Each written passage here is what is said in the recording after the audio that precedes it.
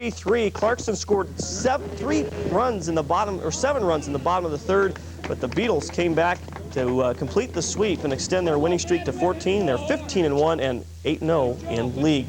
The Bears open their season tomorrow, hosting Spokane at Parker Field. Later next month, the Bears will play Bend, no longer a co-op. Bend is the only minor league team for the expansion Colorado Rockies. And as Tim Newton reports, some guys are hoping to get a shot at the bigs with the new team in town. Some 500 dreams showed up today at the University of Denver. There's something about the game of baseball that refuses to leave a young man's blood. Given a chance, as slim as that chance might be, to play the game he loves at the highest level is all a young man asks for. And today, the Colorado Rockies gave them that chance. I've always wanted to do this. It's my life. Hard to give it up. You bet there's always that one slim hope, you know. Dream to sit there and watch ball games on ESPN or cable or anything. Sit there and just wish, you know, someday you could be out there playing ball. For some, the dream dies quickly.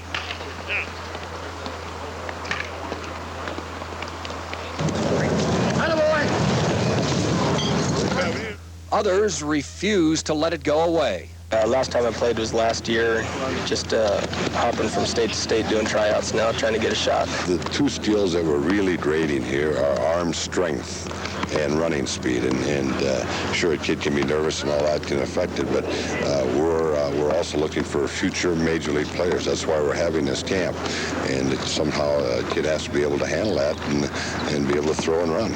Just a few will earn a second look from the Rockies. The odds are near impossible. A lot of people, a lot of competition. Just got to be yourself. A lot of competition. Just give everything you got. Can't give up. Can't give up. The NHL announced its season awards tonight, and New York Ranger forward Mark Messier claimed the Hart Trophy as the league's most valuable player. Pat Quinn was Coach of the Year after leading the Vancouver Canucks to the Smythe Division title.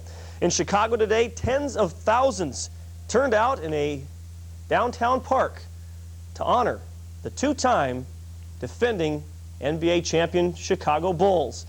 Tell you, there were so many people in the park downtown. Look, you could almost couldn't fit them all in one screen. There's no doubt the Bulls will not be welcomed in Portland next season, but if there's any question, Series MVP Michael Jordan has thrown a whole lot of gasoline onto the fire. I'd like to say a special thanks to the organization, to the city of Chicago. Thank God you drafted me instead of Portland. That's it, Michael. Add a little more fuel to the fire. Finally, the Central Washington University men's soccer team has signed 7 players to letters of intent, including former Davis High goalie Chad Hutchinson. He will once again follow in the footsteps of former Pirate goalkeeper Danny Marquette, who will be a junior at Central next season. Hutchinson was a 4-year letter winner for the Pirates. Okay. How about the M's? Thanks a lot, Gary.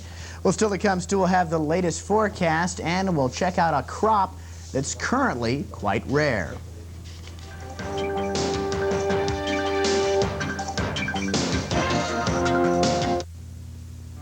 When you use the U.S. West Direct Yellow Pages, wonderful things can happen. Imagine me and you and me. No matter how they toss the dice, it had to be.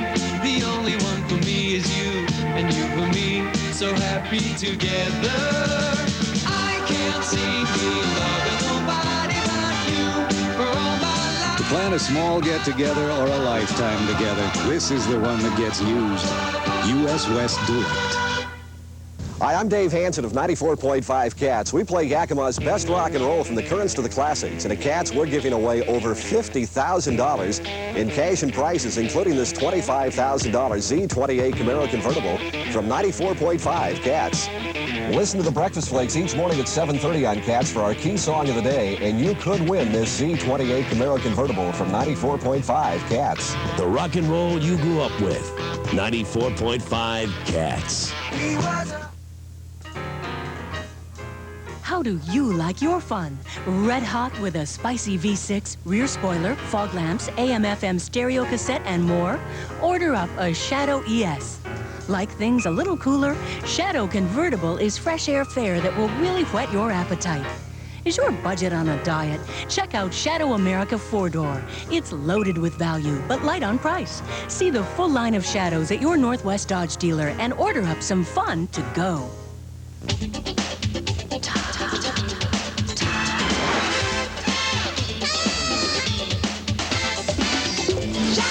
do everything on this show. Every grandmother goes, Virgen del Verbo, and has a heart attack. Yes. Sex and love. Fun. Seek out solutions. Upbeat. We're talking upbeat. Tell it like it is. We're talking Christina. Premieres June 22nd, following CBS This Morning. A berry grower near Prosser is preparing to harvest a unique crop for which he literally has a corner on the market. Lower Valley reporter Joe Mearsman explains. Well, this year pollination wasn't too good, and because of the weather, you can see our berry size is pretty small, because a lot of times... This acreage of red currants is one of only 2 plots commercially grown in the entire United States. The total crop of just under 100 acres is planted in the Yakima Valley north of Prosser. Dennis Pleasant planted 56 acres 12 years ago. That's about as much of a demand this jelly-producing berry can generate. But as far as having a specialty crop, I like that. It's because you have a guaranteed market for just a certain crop there, and so if there's any overproduction, you've done it. You've done it to yourself. Pleasant's crop will be mechanically harvested next week. It's shipped in sealed 55-gallon drums to a frozen storage warehouse, eventually to be used by Smucker's as the main ingredient for its red currant jelly. They're a tart, kind of a sweet tart. It's something about them, once you put one in your mouth, you go back for another one. They're a pretty red color, and they're really high in pectin. Red currants do best in cool humidity, an environment Pleasant tries to mimic by growing the berries in moist soil surrounded by heavy grass. He harvests about 3 to 6 tons per acre. He admits there's still a lot to learn about growing the berries, a challenge he's successfully met for the past 12 years, and one he expects will continue for some time to come. Near Prosser, Joe Mearsman reporting for Ag Beat. And Stu joins us now to check on the weather. I understand the weather's pretty nice here tonight, but I understand some other places not quite as nice. Not quite so good. You know, well, our storm had to go somewhere, right? So it headed on east, generally do, and ended up in the Midwest, and that's where it is triggering lots of heavy thunderstorms tonight. A tornado near Lake Wilson, South Dakota, destroyed a grain elevator. Leota, Minnesota, they had a tornado that destroyed a farm. Lots of them reported through Dakotas on into Minnesota, Iowa, Nebraska. Nebraska getting some heavy rain, some heavy winds out of thunderstorms, too. About 5.5 inches of rain in the northeastern corner of Nebraska created some local flooding conditions. Meantime, Pacific Northwest pretty well dry. The only exception up in the northwest corner had some isolated thunder showers this afternoon, and these have since moved on into the east. Green indicates where they are over the panhandle of Idaho, and then on into western Montana. Just some leftovers in the moisture that's left over from the storm that moved through and brought us the rain over the weekend. In the mountains now, it's 45 at Stampede Pass. Seattle is reporting 58, 63 at Wenatchee, and 64 degrees at Spokane. Our weather improving thanks to high pressure that's building into the Pacific Northwest.